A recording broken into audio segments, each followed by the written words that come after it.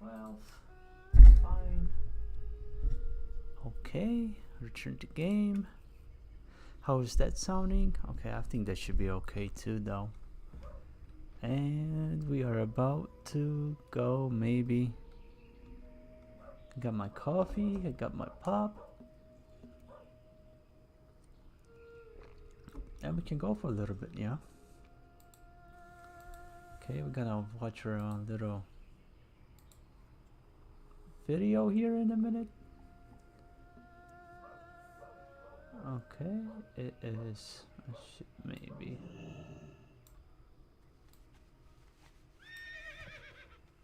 Okay, what is going on? Hold on, guys.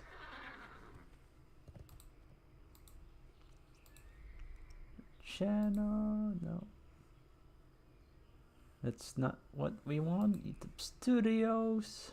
Okay, yep, that is what we want. Let's go to live. That. Save. Edit. Public restrictions now. Category aiming. Game war.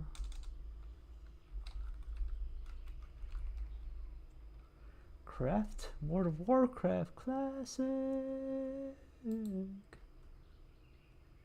Thumbnail.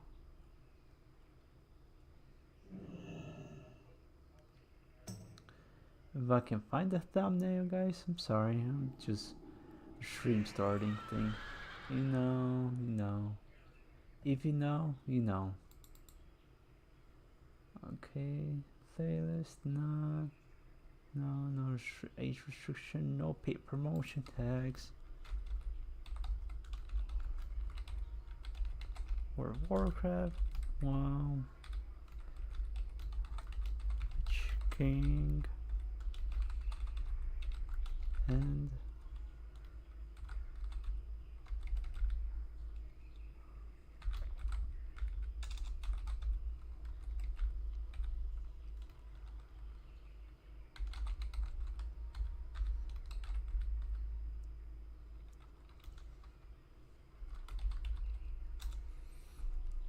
okay, let's save it.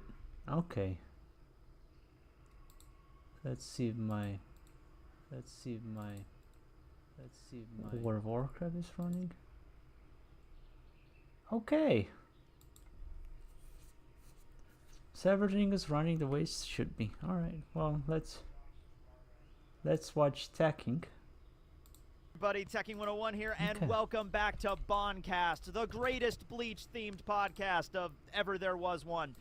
Today we're going to be covering and breaking down episode 2 of Bleach, the 1,000 Year Blood War Arc, too, by the Foundation Stones. But before we get into that, I just wanted to say I want to give a massive shout out and thanks to everybody that watched the first episode of Bondcast, because that was the premiere. Got that Trick was or sort of the Treats thing of that was Eastern gonna, Kingdom. make Nice. it or break it, as it were. There's beautiful. This show had a few different ideas, like I got a formats pumpkin in my on my head, head exactly too. how I was going to structure it. So I decided to go with this, with the actual episode, and we'll go like frame by frame with the most important parts and talk about it and compare it to the manga. Let's surf out, and then I can go over to the Eastern, Calendar, so I'm just going to and keep start it up doing with the this format. buckets over there. Let's see what else. Oh yes, yeah, eventually, buckets. Because, there's a lot more Bleach episodes to come from this. I think if we're going like 4 to 5 chapters per episode, I got my which coffee seems to today. be the rate that we're going here. Last episode was chapters 480 to Good 484, and this episode is chapters 485 to 488. Wait, is there a bucket here? Keep in mind, not every single scene in the manga is adapted, and we'll get into that as we go. Some scenes might be omitted, some scenes might be moved around, some scenes Duplicated might be extended from the manga, hopefully, considering what we're going to get into later on in the arc. But if they keep like 4 to 5 chapters per episode, about 200 chapters of the final arc, probably around maybe 40-something episodes overall of the There's season, actually which a I lot think of was in a lot of people's people that ballparks. watch But anyway, Bleach we got a lot of back episodes then. coming up, and I do want to have some other people as guests on here on Bondcast to talk about the episode and break it down. I have a few people in mind, pretty much all the major Bleach YouTubers, but if there's anybody in particular that you would like to see on Bondcast, please comment down below, and we'll see if we can get them on. All right, so yes, starting off with the episode, also should bring up, this is the first episode we're going to get the opening and ending themes to the new arc. Last episode, we did not have the opening theme, and then the ending was more of a celebration of Bleach, like the Bleach Rewind, which was really epic, but that was not the standard ending theme. I actually would have been happy if it was, because it was pretty cool.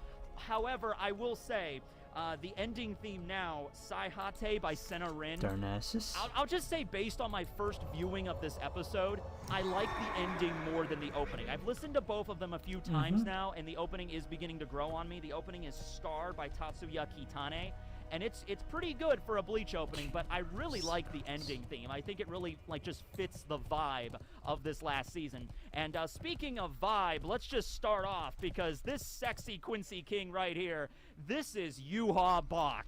This is the Quincy King, and you know how many shits he gives? 0. That's about how many. In fact, it might be in the negative numbers of shits that he gives with the Arankars in his army. So we see him at the end of the last episode where he just showed up, like the mysterious Quincy King, and Ludas and Ebern return from their individual missions to report in to Yuha in his throne room.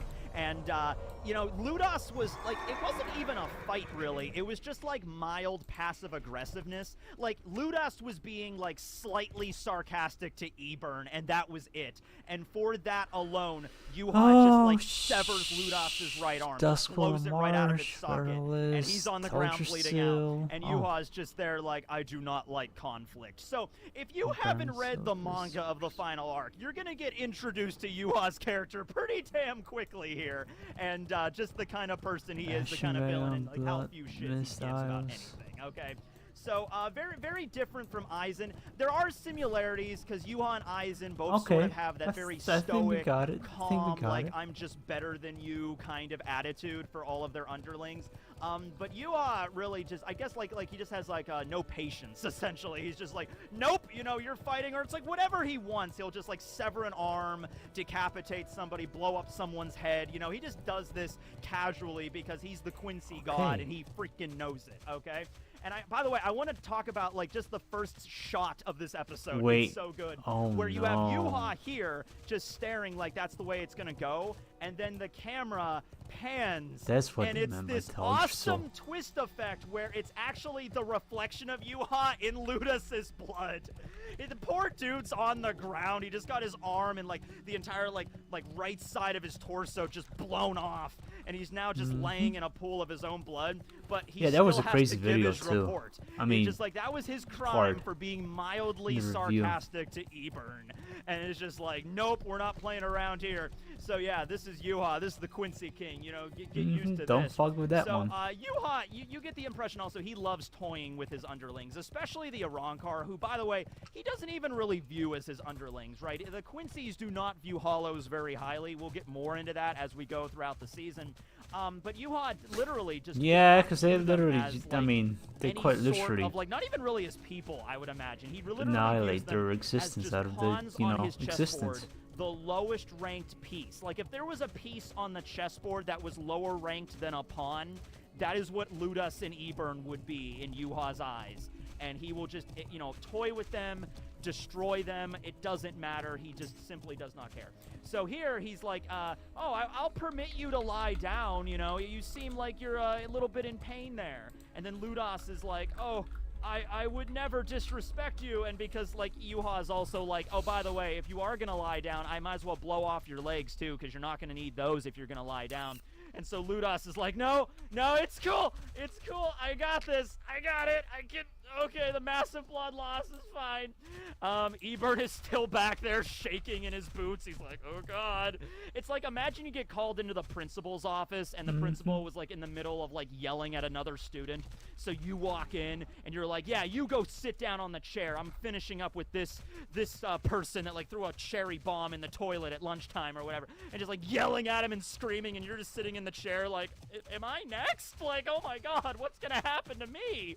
This is what this dude's the bucket is in the so Foundation Stones is the name of the episode on Ludas's severed arm there in the blood pool. So this is a callback. I'm glad they're still doing this, where the Bleach title cards in each episode would be like a different kind of, not just a different font, although there were, but a different starting screen for every episode. Right. Every title card screen would be a little different. Sometimes Up next is, where should I go? Dark Shore, Stone Sail, or whatever. And so they're a little bit different here, where the titles are actually appearing in the actual like episode themselves. Like, so Ludas loses an arm, and the title of the episode appears on the arm. So you can imagine how they're going to play with that throughout the rest of the hopefully I got all the flight paths to these places, because otherwise, yeah, so oh so no. This is Scar, It's gonna be by bad, Tatsuya bad. Kitani. It's gonna be Bleach bad logo time, kinda, guys. like, Bad bleeding time. in, with the cracks in the ground, and we get to see Ichigo here. This is actually taken from, a lot of this stuff is taken from cover pages,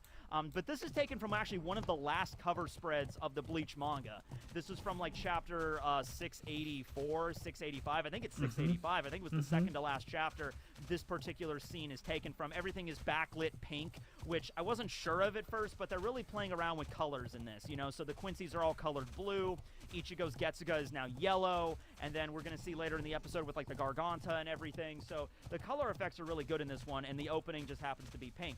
So we see Ichigo's group, we see Ichigo, we see Orihime there. She's doing the standard anime girl thing where she's looking very somber while staring at her reflection in a window. That's like, even though I don't know if that has a specific name, brings but out like so everybody much more understood stuff what I just said. You know, like, nice, oh yeah, the anime girl thing where she's looking very sad staring out of a window. They have a lot of experience. We've all seen that before. Even if you and, can't think of a specific example from another anime, we've all seen that before, right? Like, absolutely.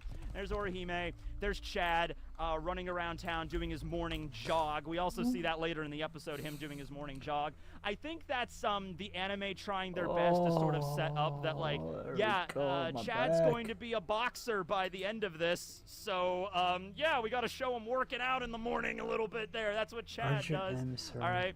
We see Uryu there in his bedroom staring at his Quincy cross. And then Ichigo standing in the rain. The rain! You gotta pay attention. How do you even have that question in my right quest, now. If you do not pay attention to the symbolism of rain in Bleach, I don't even know what you're doing with your life. Okay, you gotta pay attention to the rain. That's all I'm saying.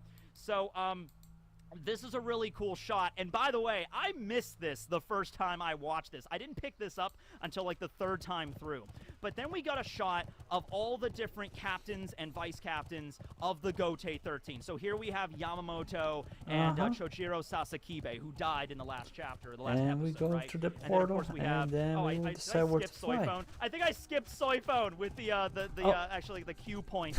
All right, that's so perfect given the fact of like I'm not a huge fan of Soy Phone, but whatever. Okay, so we got Rose and Izuru. We got we got Unohana and Isane. Yeah, right. We got and where Shinji should I and fly Momo. to We got next? Byakuya and Renji. We got okay. Komomura. That's actually we got, like literally right where I need to go too. So that's awesome. We got Kensei and Shuhei. We got Toshiro and Rangiku. We got Kenpachi and Yachiru. We got Mayuri and Nemu, and we got Rukia and Ukitake. I did just happen to forget. That wasn't on purpose. I thought I got all of them, but no. So anyway, did you guys notice? Did you guys notice the thing aside from the captains and the lieutenants in the shot? Did you notice the flowers are of their division's flowers? I can't believe I missed that the first time through. So every squad in the Gotei 13, every division has like a symbol, and the symbol is a flower or some kind of plant, okay? And each squad has a different one. And so they're standing in the fields of their respective division's flowers. And I love that. That is so cool, right? Because the flower thing is not really something that's like, you see the symbols in the anime, but it's never something that's like, I think the only time it's ever directly mentioned by a character is when Izuru was fighting against Avarama Redder, who was one of Baragon's Fraxion back in the Fake Karakura Town arc, and Izuru mentions that, like, the symbol of Squad 3 is the marigold, and you see it right there, a bunch of marigolds, okay?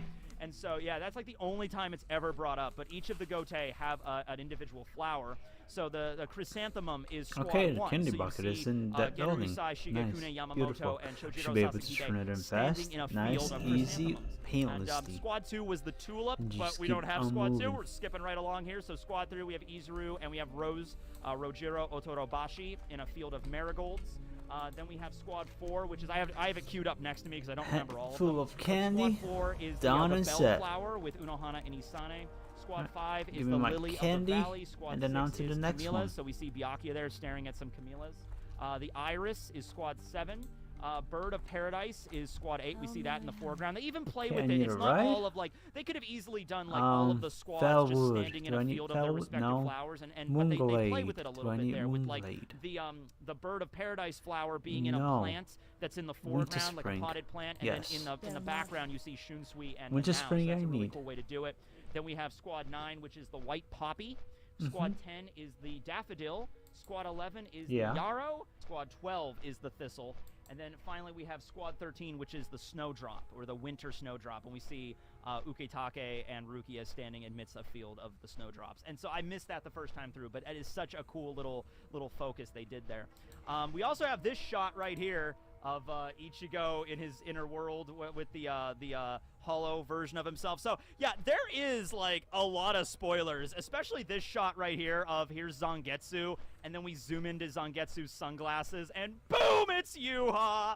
So it's like they're really just going right ahead with it. So that's what I said. There will be spoilers in this, because I feel like if I don't put spoilers for the future chapters, then it's just going to be me just reviewing it's going to be the same thing as like the first time I did all of this, right? It's just going to be repetition. And part of the fun here, for me anyway, is to look through the anime and see what they do and what they change in the manga, and maybe even foreshadowing some stuff way later on, which we're actually going to get with Yuha here from a whole different perspective. So yeah, just pay that in mind, though. There will be spoilers for the upcoming manga chapters, so just, there's that.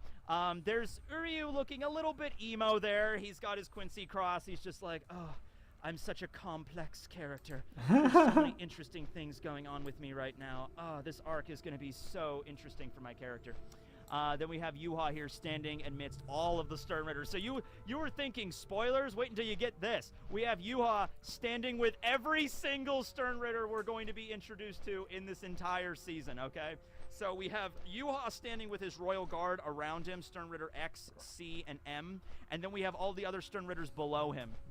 And we even see Uryu there off to the right, so that's kind of a spoiler in and of itself. Like, yeah, Uryu's gonna join the Vandenreich, so if you didn't already know that, well, now you do, I guess. Yeah, there you are. that's game over, It's really right cool. there, This is for actually sure, adapted that's from for one sure. of my favorite, probably my favorite cover page spread in the entirety of the 1,000-Year Blood War arc, and I can't remember what chapter it's from. I want to say 640, something like that, but it's when we get introduced to all of the Quincy's. Like, all of the Quincy's had been introduced by the point when we get to see this cover page, okay? So it's crazy we're getting it this early in the opening, but hey, man, those are the Stern Ritters. That's what you got to do here.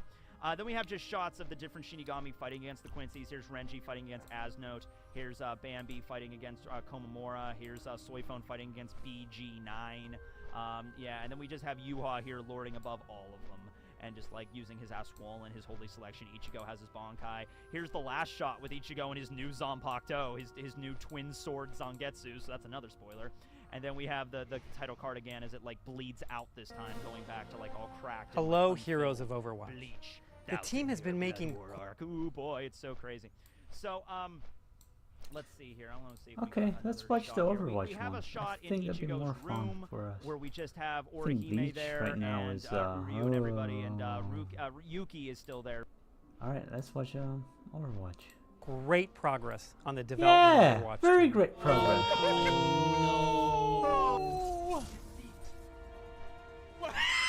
Dude, was somebody watching ready to flip the switch on us? Like, what happened? Daily playtests and feedback have given us confidence that we're creating something you're going to love. Oh yeah, Overwatch. Who doesn't All right, love that's Overwatch? the end of the stream. I hope you guys enjoyed this preview of Overwatch 2. At the same time, we want to get the game in your hands soon. There's no way, bro! There's no way! There's no way! There's no... We look forward to working with you to make Overwatch 2 amazing together. Honestly, we've let you he's down freaking when out, it comes guys. to delivering Overwatch content. Yeah, that sounds about right. Time and time again, Blizzard continues to prove me and many others right on everything we say about them. What's up, everybody? This is the Axeman here, and today, with the release of Overwatch 2, this company continues to be a never-ending train wreck. How is this though? Especially for Blizzard? No force is capable of halting this self-destruction, not even Chunky Kong. Monsieur, does this mean Overwatch is back? No. At this point, it's kind of expected that modern video game releases will always have some horrific problem occur. It just disconnected me. You got overwatched. I was just about to say that, god dang. For Overwatch 2, it was server issues in being able to play the game.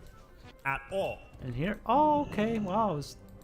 What the have to fuck, run around in dude? a circle Come trying to on. find a It didn't darn used to be pumpkin. this way, Smithers. No, it didn't used to be this way at all. These server issues and obnoxious queues, man, the memes came a flooding in. Yeah. This is the ride! But it also seems that Blizzard was hit by some type of DDoS attack, so I'll give them a pass on the server stuff. Because Overwatch 2's technical problems are microscopic in comparison to its real issues. Surprise, surprise, mostly ethical ones. You know, the issues that are fixed after months or years of post-launch support, or sometimes never fixed. Overwatch 2 is the latest but not greatest blunder in Blizzard's recent history of being greedy and terrible. But how can this be? Wasn't the first Overwatch, like, beloved by everyone? Oh, and what about all those no. update videos on Overwatch 2? It seemed like the devs were super excited, passionate. Jeff was still spearheading this project. Okay, back the to our first game next, captured go. our hearts and minds instantly and won us over. So, how hard could it be to make a decent sequel? Were it so easy? Activision Blizzard might be terrible about how they treat their employees, but at least the Blizzard side is still making great games, right? No! At least they have a new PvE mode coming out, and I'll get to try that out and review it for you in just a second. Oh, that's been delayed a year. What is it? That stench. I've smelled it before. Wait, What has in been delayed? Zenyatta's balls have you been doing for the last 3 years? The short answer is, the Overwatch team has probably been fighting upper management to make Overwatch 2 the game they wanted to make. The bulk of what they aimed to release is not ready, and maybe somebody said, well, just put something out. I don't necessarily blame the developers. The work they have done has pushed Overwatch to the best state it's been in terms of gameplay. But how do we get here? How did we arrive at this version of Overwatch 2? And what is necessarily wrong with it? All questions will be answered. But it seems like this is not the same game Blizzard had envisioned when they were announcing it and promoting it. You know, Jeff Kaplan leaving the team halfway through development probably changed the vision for it, and trying to redesign characters to fit a 5v5 mode, it's not as easy as it sounds. Now let's start with one thing Blizzard did right. Merging the games together. There is some conversation to be had about preserving the first game, but for the most part this was the best choice. The benefits are that players now don't have to re-grind the game for skins and the gold weapons they had before. All that stuff they had just transfers over. That's great. People spent money on that. They can still use it in this new game. Your time spent in the first game will directly transfer to this one. This combined with the new free-to-play model might seem pretty good at first glance. Yeah, pretty this good. Is modern gaming.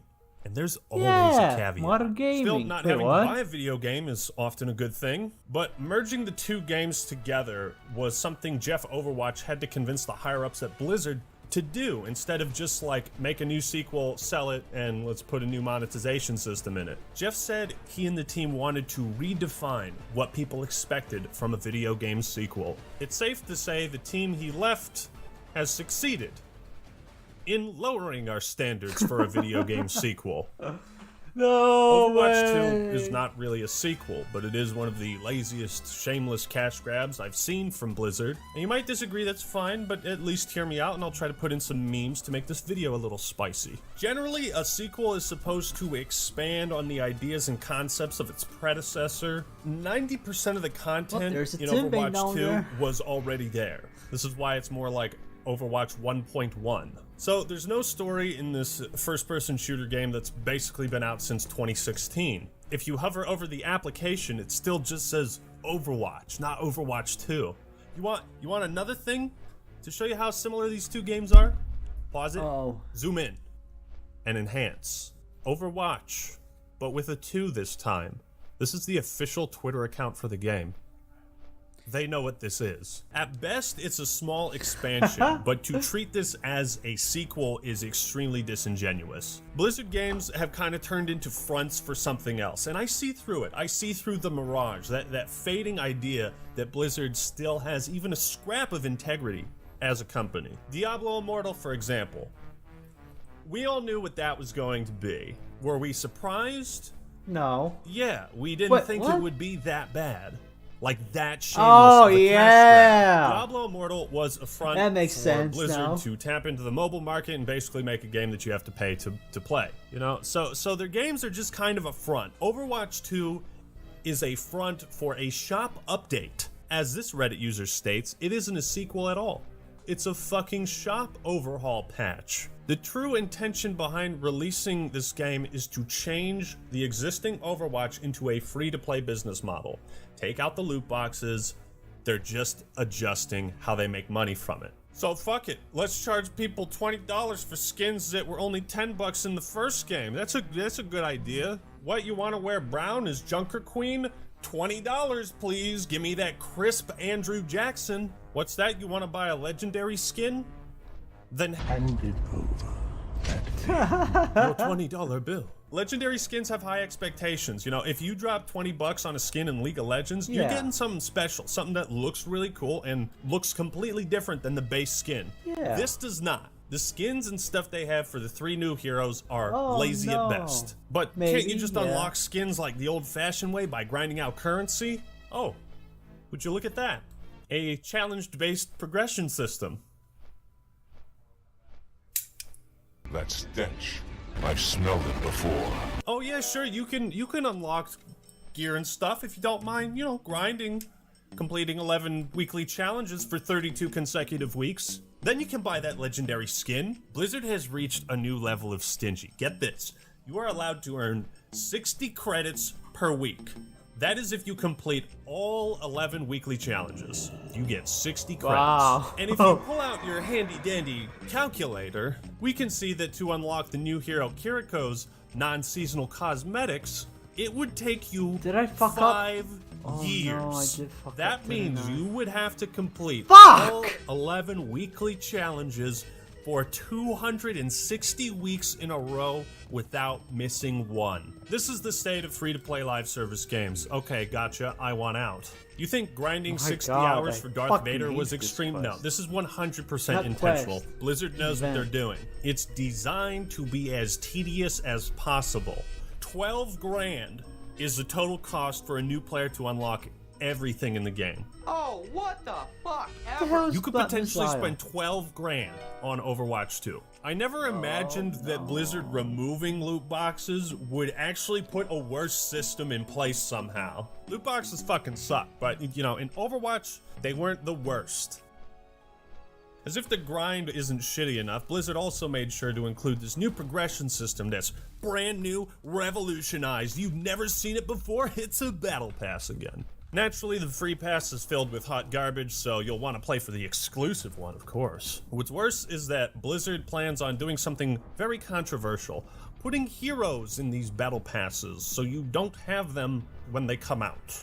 We are now gatekeeping heroes to some extent in Overwatch. They're attempting to gatekeep that part of the game now. You might not think this is a big deal initially, but remember, this is Blizzard.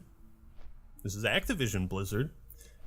And this is modern gaming. It's gonna get worse if you let them. But wait a minute, Act Man, what's the big deal if they lock some heroes off? That's what Apex does, that's what League of Legends does, and all these other games. Multiverses, a fighting game doesn't let you play as all the characters. Yeah, and that's fine. I'm fine with unlocking stuff like that, but Overwatch was designed on this core principle of picks and counter picks. You are not locked in to your character that you pick at the start. You can change and swap freely. Some characters do better against others, and there's this element of counterplay. That's the base concept of Overwatch design, and now they're trying to change that. That's also besides the point that Overwatch was a game you paid for and you got all the content. Now the game's free to play, you want to sell heroes now. How is that better for me or any other player? It's not. It's going to be worse. And what's Blizzard's reasoning? Well, heroes are the single most engaging content that we have in the game, and as we designed this model, it seemed to be a very strong fit to put those heroes into our new engagement systems. Translation: we want to use new heroes to sell you on the battle pass. This is a manipulative technique used to drive engagement with the game and revenue. There is no benefit to you, the player, otherwise we would have listed one. No, this is about our engagement systems. Buy Battle Pass tiers and go fuck yourself. Overwatch 2 is designed around the fact that not everyone will own every hero. Why are you changing that now? According to gameplay director Aaron Keller, Keller explained that the game has been tweaked to reduce the amount of hard counters that Overwatch has, thus reducing the need to have certain heroes available to counter specific strategies. Blizzard wants players to have more freedom in what hero they're choosing for any particular situation. That's an oxymoron if I've ever heard one. The game is designed so that not everyone will own every hero. However, we also want you to have more freedom when you select a hero by reducing your options. It's nothing personal, Jack. It's just good business. Now, to go back to the sequelitis thing, one bad thing about merging the two games is now you can't play the original Overwatch. It's just straight up been replaced. And part of the reason they're doing that is because they had to. Because the games are so freaking similar, it doesn't warrant having two separate player bases and two different dev teams working on two different games that are just make them the same game. They're the same anyways. It's also like they could not have passed this off as a brand new $60 game. Holy fuck, that'd be a scam if I've ever heard one. And even though I've had a lot of fun playing Overwatch 2 and, you know, it feels like 2016, 2017 again, I just can't get over how scummy Blizzard still is with their business practices. But let's at least give the game a fair shake. What is actually new in Overwatch 2? And what does it do right? Of course, the core gameplay is still fantastic and loads of fun.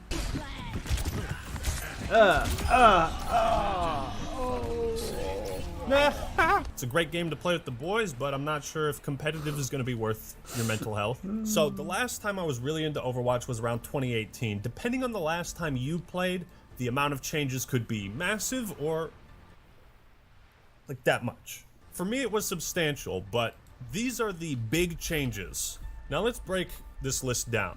Every hero got some kind of balance changes ranging from overhauling their kits, creating new abilities, to Genji, who is perfectly fine the way he is. They've introduced these universal buffs to each of the three classes, which is kind of cool. Bastion and Orisa got reworked. Mick Cassidy had his flashbang removed because stuns aren't fun, and now he has a generic grenade.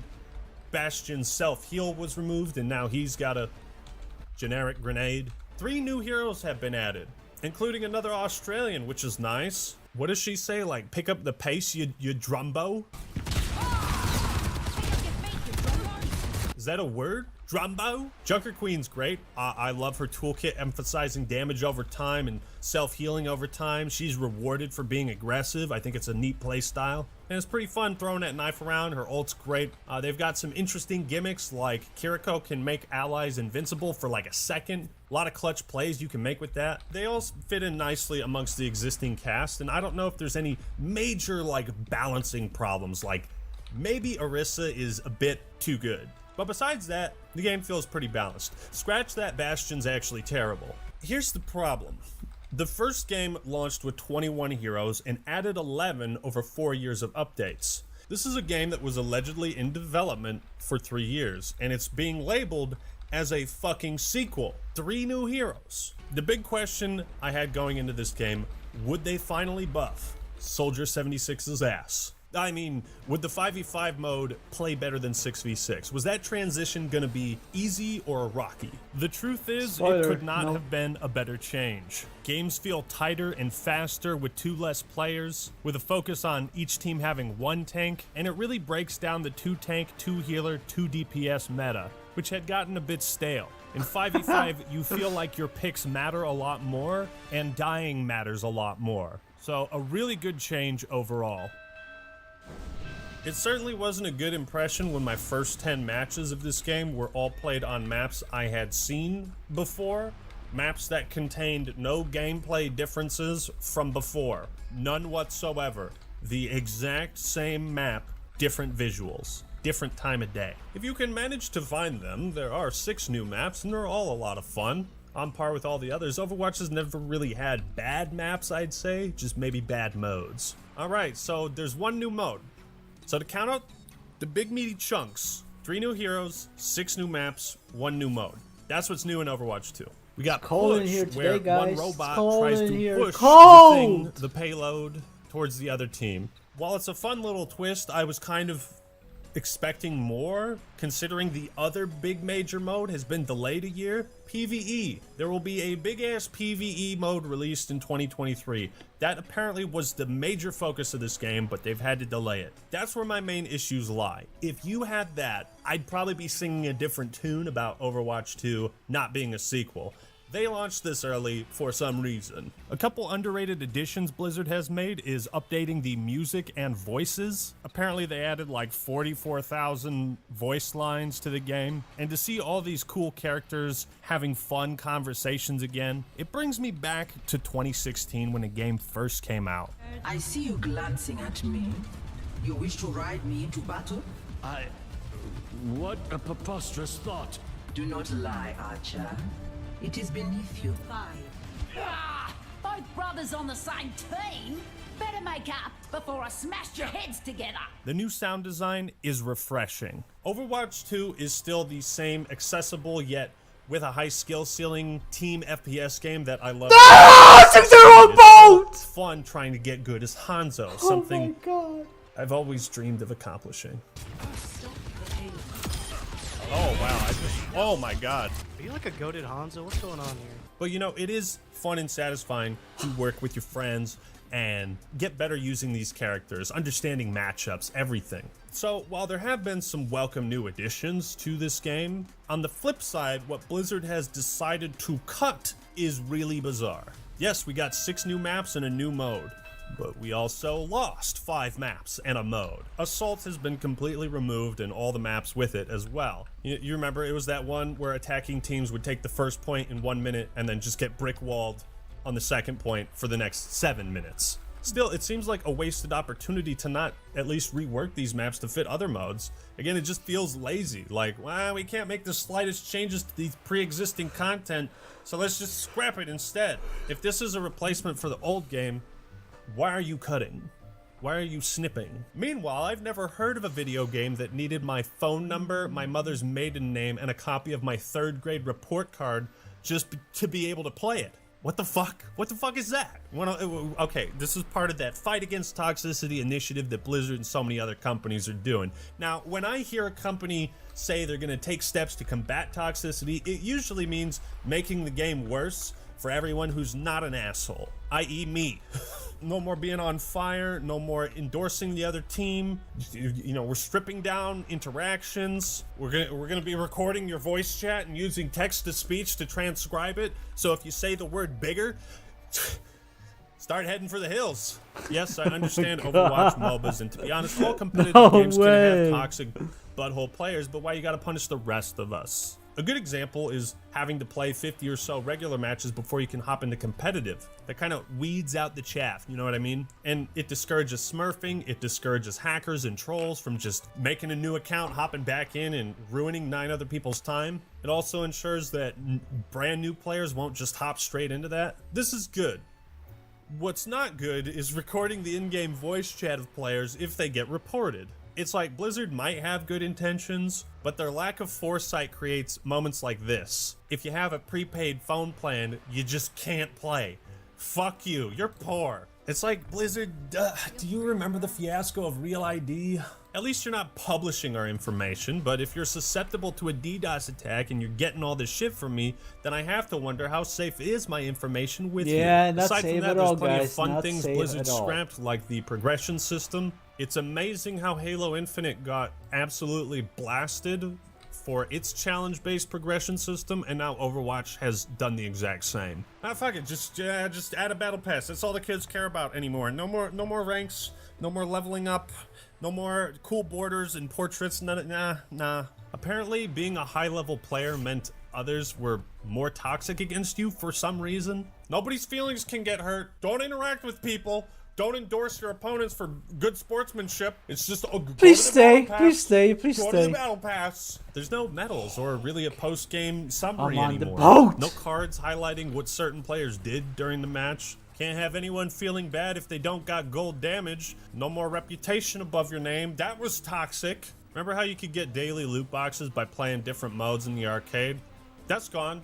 Do your weekly challenges, that's all you get, and shut up. I don't know, man. It feels like Blizzard wants you to think they care about toxicity in the hopes that it'll draw your attention away from the other ethical problems they keep finding themselves in. Another year, another moral dilemma for Blizzard. I wanted to love Overwatch 2, and I still do as a video game. I wanted to be wrong about Blizzard being a increasingly shitty company that sniffs dog farts, but I continue to be right about that as well. Their confusing and ambiguous, misleading marketing around this game had me thinking it would be way bigger than it is. The team wanted to redefine what people expected from a sequel. Those words stuck with me. I don't know, maybe this is the best they could do, but Blizzard always used to have a reputation of delaying stuff that wasn't ready. Either their culture has gotten way worse, or this is what they think is ready.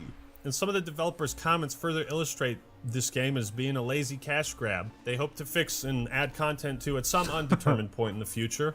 Where have I heard that before? I'll continue to play Overwatch 2 because it's fun. I'll try out the competitive, but I strongly suggest that you don't buy anything from this game until Blizzard stops being a money-first company and starts being a player-first company. That is my TED Talk on Overwatch 2. That is my review of it.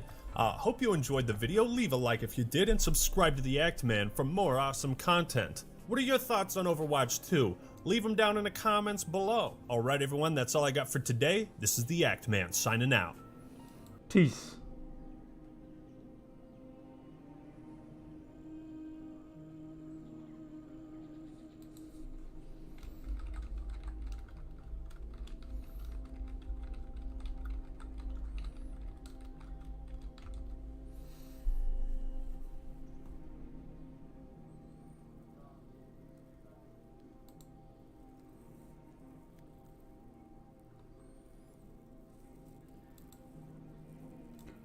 Okay. Let's go to Darnassus and figure out where to go for. Of course, it's in the middle of buttfuck nowhere. What else did I expect it?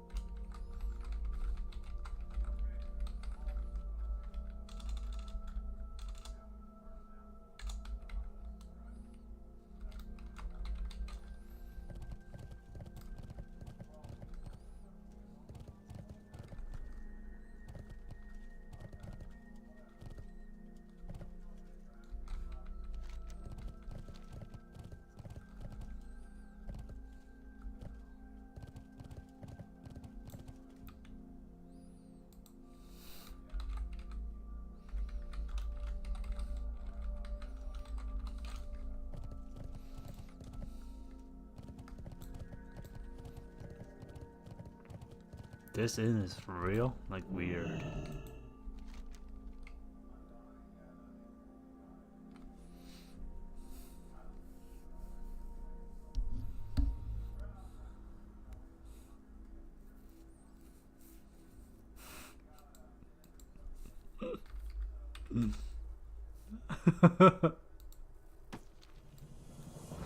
Oh my god.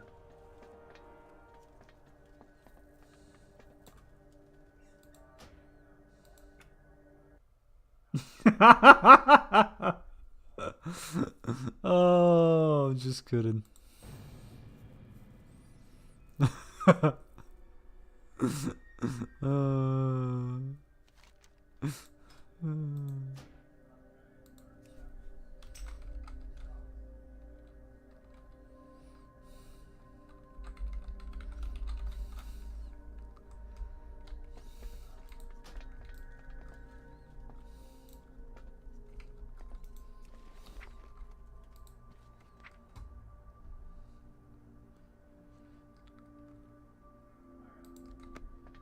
The Archmage Mail.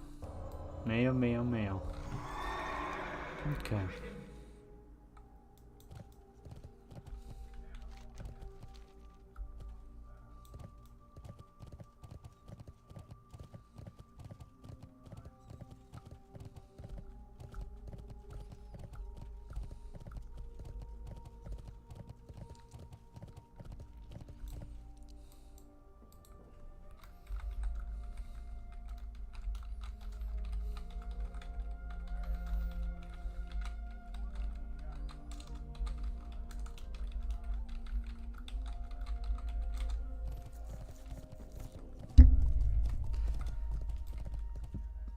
Oh, there's a flight path here. Let's go for the flight path.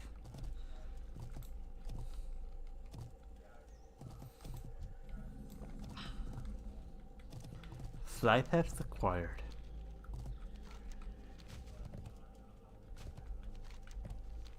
Okay, and where to go next?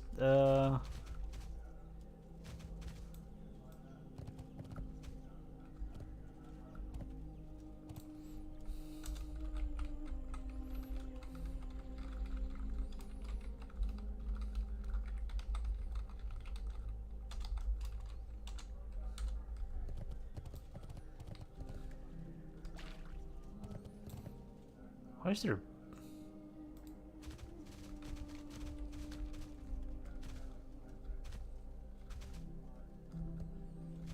Oh! Oh, okay. I see. That's the quest. Oh, okay. That's how that works.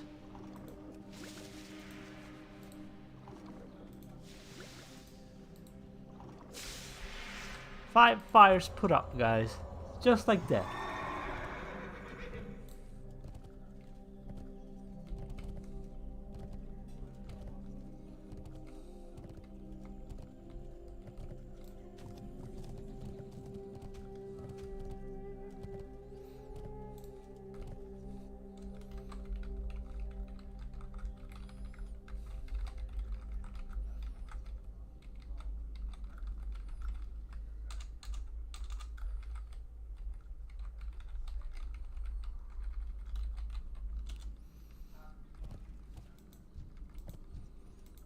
Hey there. Safe travels.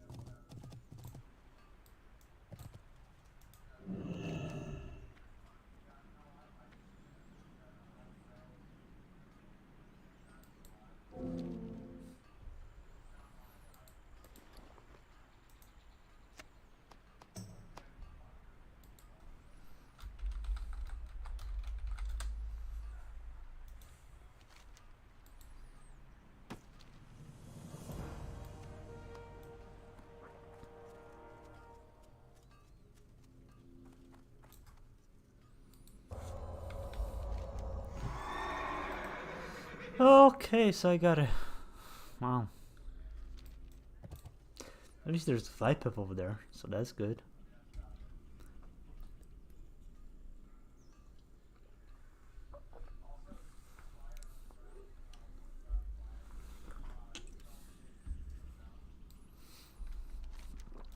So that's good. That is very, very good.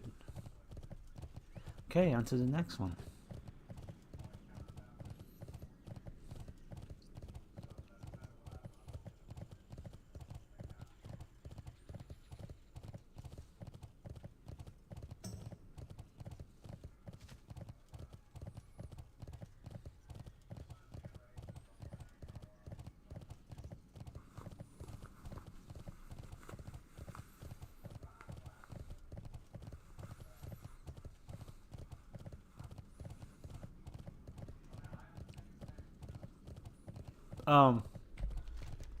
Oh, okay.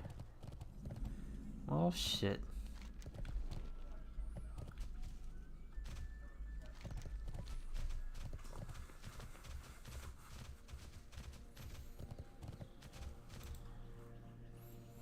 Copper vein. Man, I wish copper sold for more. I could have been farming that shit right now and selling that stuff on the auction house, and I'd be making some gold. But no, well, it has to sell for a few copper each. You know, it's not even giving you a couple silver for a whole stack.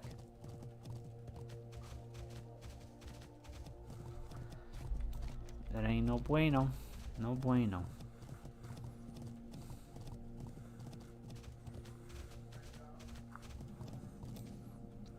It ain't no bueno. No, no, no, no, no bueno. It ain't no bueno. Ain't no, no, no, no bueno.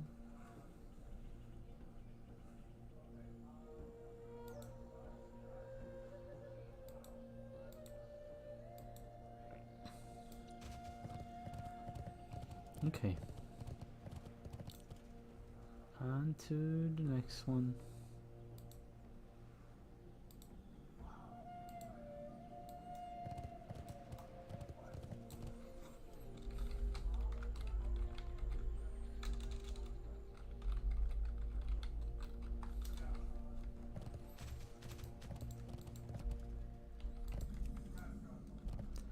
Alright, Lutman style. We in here.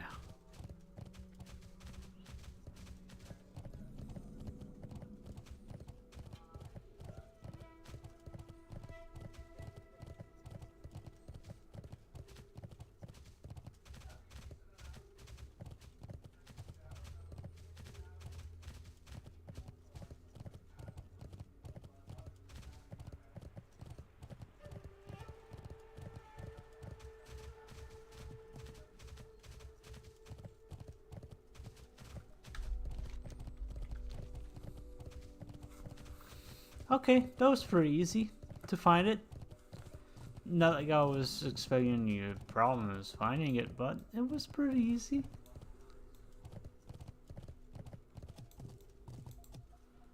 There's a bucket.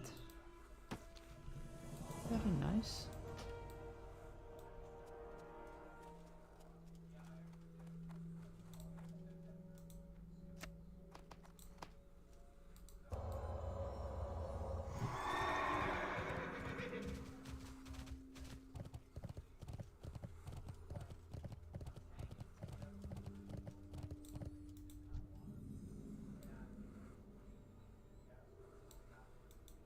The Naru have not forgotten us.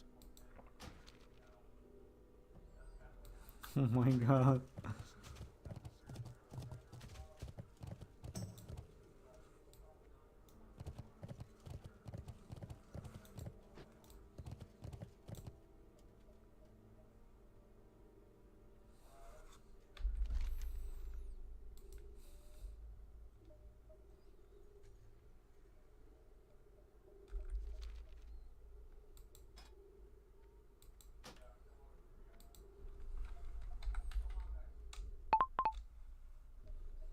No.